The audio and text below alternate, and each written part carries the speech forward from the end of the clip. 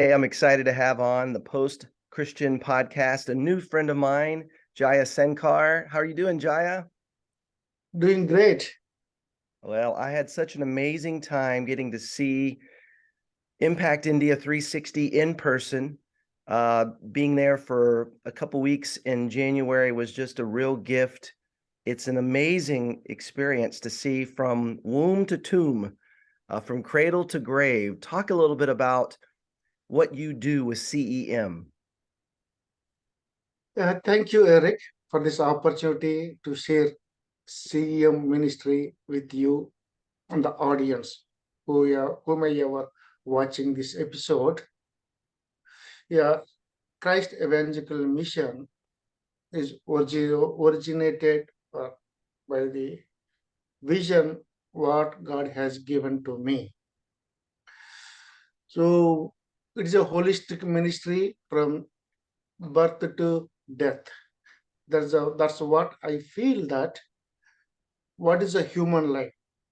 A span between birth to death is called human life. That's what humans live on this earth. So we are touching each phase of life situation through CM ministry with the love of Jesus. So I think you have visited you through your visit. We have noticed that hospital start first where childbirth takes place. Then main campus comes in the middle. There you can see children, education, MT students training, women bivocational training, everything, and church ministry, all things going on. The other side is elderly people who are abandoned by their families, children, and I do not want to die them on the trees, on the roads. I want to see them to die with peace and dignity. Yeah. Well, and it's amazing. I mean, to be a part of a church here in Austin, that was a small part of your ministry, helping build the hospital, but then to see the babies that are being born there, some of these moms without insurance, and then to visit with some of the senior adults who just could not have been sweeter and kinder, and knowing that there isn't a system in place to take care of them. It's you, it's the ministry, it's people of faith. And I think that's one of the things I really learned a lot from you. Uh, it's just this there's no disconnection between the spiritual and the physical. If we're not meeting physical needs as Jesus did, we can't have the spiritual conversations. If you don't mind, Jaya, I love the story about how you found faith. Do you mind sharing briefly about that miraculous experience? Yeah, certainly. I was born and brought up in a Hindu family, strong Hindu rituals, everything, and I had a great respect and devotion. I'm a devotee of my favorite Hindu gods, taught by the parents, and it's three major things happened in my life. That is, one is when I was 12 years old. It's a great festival came. That time we were told that we offer foods to the idols and worship them. Then my grandfather told me that all the family members, this is time to give private time to the gods. We have to go out of the house. Then gods come and they taste the food what we offered them. I was 12 years old. I was very much curious to see how gods look like, which God will come. So instead of going outside of the house, I hid myself in the house to see the appearance of gods. My family members, everyone went out. I was alone in the worship room, a prayer room, can say. I was curiously and anxiously waiting. for the appearance of the gods. Almost an hour gone, no god has appeared. But to my surprise, rats came and were eating the food which we offered to the gods. That's really disappointed me very much. Things like that. After some time, my family members came into house. They saw the food was gone. They thought that the gods ate the food, so they started praising, worshiping, and shouting. Gods visited our house, but I was the only eyewitness what was taken place there. I went, I told my grandfather, grandpa, gods did not eat the food. Rat ate food, I told him. He became very angry and he shouted at me, spanked me, you foolish, stupid, stubborn fellow. Gods had much favor upon our family because if you see God, you will become blind. Therefore, gods came in the form of rats to eat food to save you from blindness. A story told me by my grandfather. But that did not satisfy me because I hate rats. I don't know, do you like rats? No. So that really disturbed me, and I asked questions why gods came in the form of rats. They could have come different form, different image, but they did not give right answers. That is the first incident of several incidents. This is a major event to know who God is. From that time onwards, I focus on reading my Hindu scriptures to find out which God is true, my favorite gods. We had many gods in our worship room. And finally, I read a palm leaf book, a commentary on Hindu Vedas, and the story goes about the God of light. This God of light will come into the world in the human form, and he shed his blood for the remission of sins. So that's the story goes on. Oh, it is so interesting. So which God shed his blood for the remission of sins?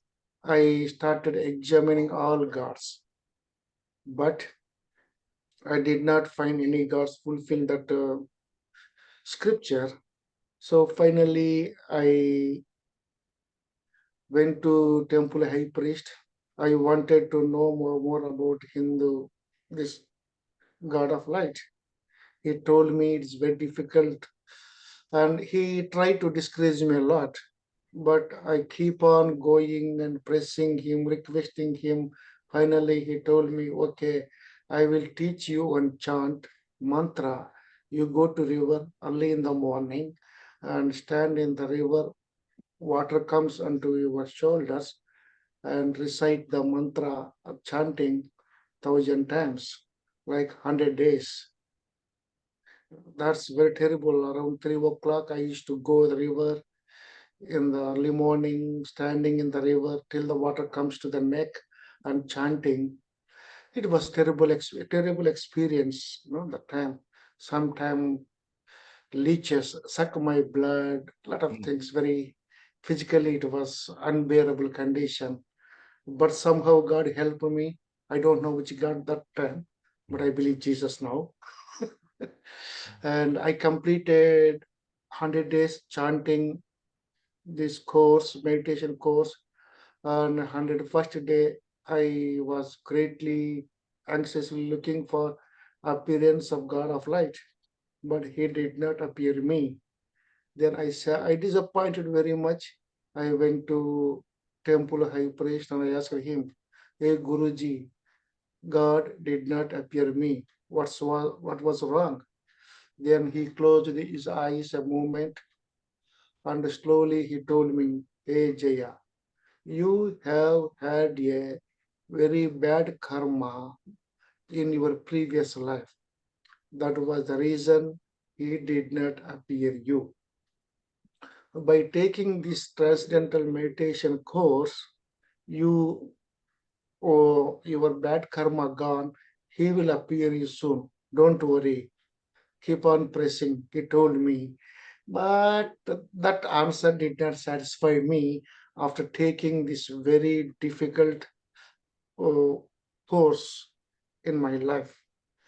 And days going on, one Hindu saint visited my house and I shared my desire with him. Hey, I want to see the God of light. Do you know anyone saw the God of light? And is there anyone to help me to find him? He told, yes, I know the other side of the country. There is a one Hindu Guruji saint is there. He certainly will help you. So go with me that place. He asked me. I was very much encouraged. At least there is one person certainly help me to see the God of light. And that time without telling in my house, I robbed some my money and I traveled along with him. We traveled on the train. While we are traveling on the train, night, this holy man, he took all my belongings and my money, everything, and he deserted me, ran away. When morning I saw, I did not find him, and the ticket collector came, asking me ticket. I didn't have ticket with me. The ticket was with the holy man. I was helpless. Ticketless traveling is crime, so he wanted me to put in jail. But somehow he convinced, okay, next station, get out from this train. Do not travel further. And the next station came, he kicked me off from the train. So it was very terrible experience, terrible day, and I was thinking, what is the purpose of human life? Whether a rich man or poor man, every morning we get up, eat something, go to work, evening come to home, eat something, sleep. Again, next day morning, we get up, eat something, go to work, night come to home, eat something, sleep. Again, morning, get up, eat, go work. So eventually, one day, man has to die. So, what is the true purpose and meaning of this life? Whether a rich man or poor man has to die one day. Why should I wait till the death comes to me? Let me die today. Thus, I took a decision. So, because I was nothing in my hand, a very also hunger, thirsty, discouragement, depression. It's a lot of pain in my mind. I'm not able to explain in my limited English vocabulary. That pain was what was I experienced Yeah. those days. Mm. And that night I went to railway tracks and I lied down on the track. Just I simply prayed like this, oh God of light, I believe that you are existed. Now I do not know whether I existed or not. So this life I am not able to see you, but I'm dying. If there is a life after this death, human life, if there is a life after death, certainly I may see you. Mm. So help me. That's what I was thinking is kind Wow. of prayer in my mind. So I lied down on the tracks waiting for the train to come, and I was hearing one side the train whistle coming near to me. I closed my eyes, and a great light hit on me, and I was not able to open my eyes. And I heard a voice that I am the God of light whom we are seeking. My name is Jesus. I Mm. heard the words. Mm. And when I woke up, I saw I was not on the train track. I'm other side of the train track. That's Wow. really that's a miraculously heard that name. And when I came back to my home, cut short, my grandfather, I told them, but they shouted at me, no, no, no, Jesus is God of untouchables, not us. Mm. But that did not make me happy because I had the experience. That so when I went to college, there I got some Christian friends and started reading the Bible, having their fellowship. I understood Jesus Christ is the true God. But I have a dual life. When I was in the college, I was a Christian boy.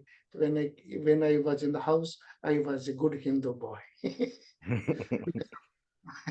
That's a That's remarkable story. It's amazing how, to me, ever since I first heard that story, I've always pointed towards you as an example of how, if you've ever wondered, what about the people who've never heard? Well, God is still pursuing them, and you'd heard of yes, Jesus, and that's part of why I wanted to talk to you today because even though India is not a post-Christian country, it's still pre-Christian, it's post-colonial. And so yes, one of the things I learned while I was there with you and that you taught me along with the others is some of the damage that Christianity has done in the country of India because of colonialism. What yes. helped you separate the 2? What helped your faith become real to you and be able to look past colonialism or see colonialism for what it really was? Yeah, there are many cultural differences are there.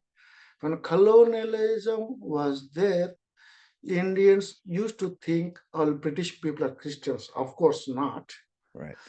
But there are some eating habits. See, for example, British people, they used to eat beef. That's why I'm not judging them. That's a country habit. But India, cow is a holy animal to them. So eating beef is a abomination to Hindus. Those kind of some culture issues really brought a big gap, not to meet with Christianity, Hindus. But here, most of the Hindus, I think 100% of Hindus believe that Jesus is God among many other gods. They do not deny Jesus. They accept Jesus as God, equivalent with other gods. So our challenge is to show that Jesus is the only God. That's our challenge. We have a devotion, we have a trust in God, faith in God. Where there is a blind faith, wrong faith, that's different. But people believe God in here. But thing is, we have to show them Jesus Christ is true God. That how can we show them? So we have to follow Jesus' teachings in action. What I learned from Bible, according to my understanding, Jesus taught us threefold teachings: feeding, healing, and teaching. That's what Jesus did throughout his ministry. He fed the hungry, he fed the people. So that's the reason we started orphanage with a vision, James 1:27, you know that. And the feeding the orphans, feeding the elderly people, and helping whatever may be physical needs. So that's see where the other communities, other people did not show the real interest, but compassion. That's the one. Hey, why are doing this? Where when other not caring people, you are taking care because Jesus taught us. We are here to take care of our fellow people in their what is called misery or desperation, whatever in the need. And second thing is healing. Those days Jesus healed many people through his power, divine power. But in modern age, the medical ministry is available, God has given. So that was the we started medical ministry. The hospital building is a facility of medical ministry. So there we are taking care of the medical issues of the people, childbirth or maternity. And thing is, one thing, Brother Rick, every person listen about Jesus in the hospital only, not in any area. He never listen in the office, business, home. But in hospital, because they are in need, physical trouble, illness, some sickness. So they eagerly listen about Jesus. They never say no. So that is a wonderful opportunity. Medical ministry is giving us a wonderful opportunity to pray for the people, to share Jesus.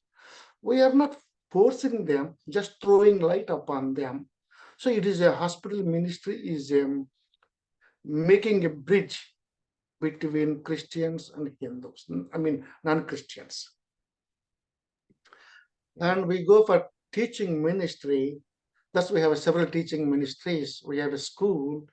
We bring up oh, children with good education. Have a secular school, James Jaya English Medium School.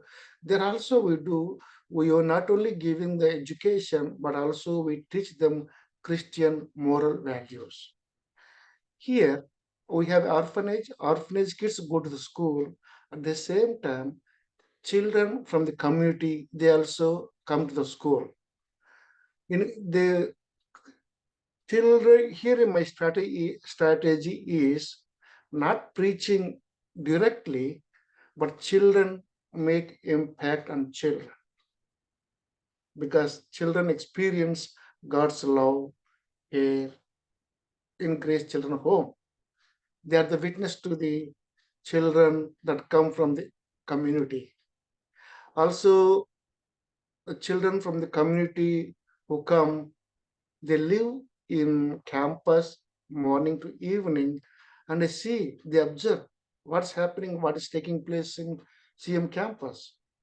So when we sow seeds in the childhood, I believe that when the children grown up, that seed will grown up, will become trees. Here two things. When children grown up, he may become a believer, one option. Second thing, if he may not become a believer or follower of Jesus Christ, at least he may not become an enemy of Christianity. That's true. I tell Yes, you, that's right. Spending the time with those children was obviously one of our highlights. I mean, we just enjoyed the kids. If I remember right, they're ages 8 to 18. There's about 130 that live on campus, another 80 or so that come from the neighborhood. And these children, I mean, whether teenagers or elementary age, just could not have been sweeter to us, could not have been kinder to us. And they get up at 5:30 in the morning, they do studies, and then at 6 a.m., they're walking around the courtyard singing songs to Jesus. And then at 6:30, we're doing chapel. I mean, it was remarkable. You've just done an amazing job with these kids. also we have a missionary training school where we train young people for the ministry in all areas, maybe church planters, maybe lead a church pastor, or at least a Sunday school teacher, whatever the area, to help these people, to help them local church ministry too. That's one of the aspect of the missionary training school. Also, we have a bivocational course we call swing training school, and we the two things we open doors for the widows, abandoned women, and who live marginalized and common people. They come to the training school and they learn sewing skills in the campus. It's a 1 year program.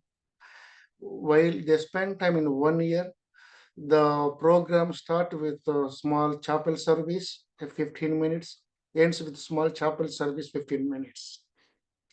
In that way, we share the stories, tell the Bible stories about Jesus. We never tell them, we never compel them to convert, but sharing the stories of Jesus, what we are doing. So here, by listening, faith come. So when the people come listening, also seeing by their eyes what is happening in the same Yeah. campus. Yeah. So most of them they become believers Mhm. by the time they complete the course. At Yeah. the end of course, we bless them with a sewing machine Mhm. so that they go back their homes, they start earning money by sewing skills and help their families to sustain. That's Yeah. one of the wonderful ministry, It's helping the amazing. poor women in the community. And they are our witnesses, public mouths. Yeah. That's right. Yeah, there's been so many lives blessed, encouraged, touched, healed, through Yes. what you're doing that it is remarkable. I mean, as a partnering church here in Austin, I just came back so proud that we are a small part of what you're doing.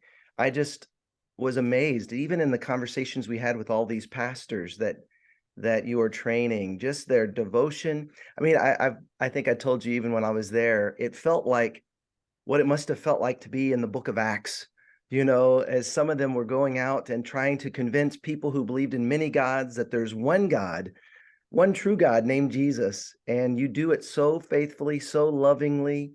What are some of the other things do you think that the Western church could learn from the vibrant and potent version of the healthy church that you're a part of in India?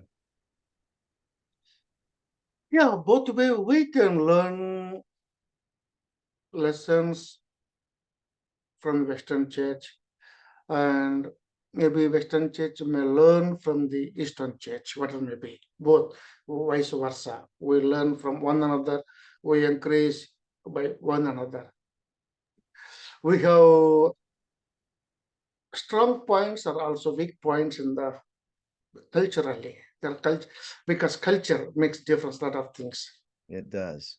Yeah, I think that was the other thing. You were really helpful in understanding the culture. I mean, one of the favorite nights was getting to be a part of the prayer meeting, which brought in people from different denominations of churches, and yet there was this unity. We were all in this alley, maybe 200 of us, and I just thought the unity was just so beautiful, and the warmth and the kindness, the hospitality. I mean, even your family just welcoming us into your home and so many delicious meals.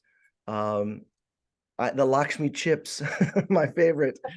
But we just had such an amazing time. Jaya, I'm just so grateful for you. For those interested in finding out more and even how to get involved financially or even jumping in and serving with them, impactindia360.org. Thank you so much for taking time with us today. Continue the great work. Hey, thank you, Eric. See, my desire and prayer is to have a long-term relationship with the Gateway Church. And I expect not only financial support, but also your personal participation in the ministry. We Mm, need people like you come and visit, encourage our people, teach our people training. Training is very important here. mm. So Well, in that way, not only giving, but also personal participation in the ministry. it was a gift, a trip of a lifetime. I look forward to doing it again. Thank you so much, Jaya. Thank you. Thank you so much.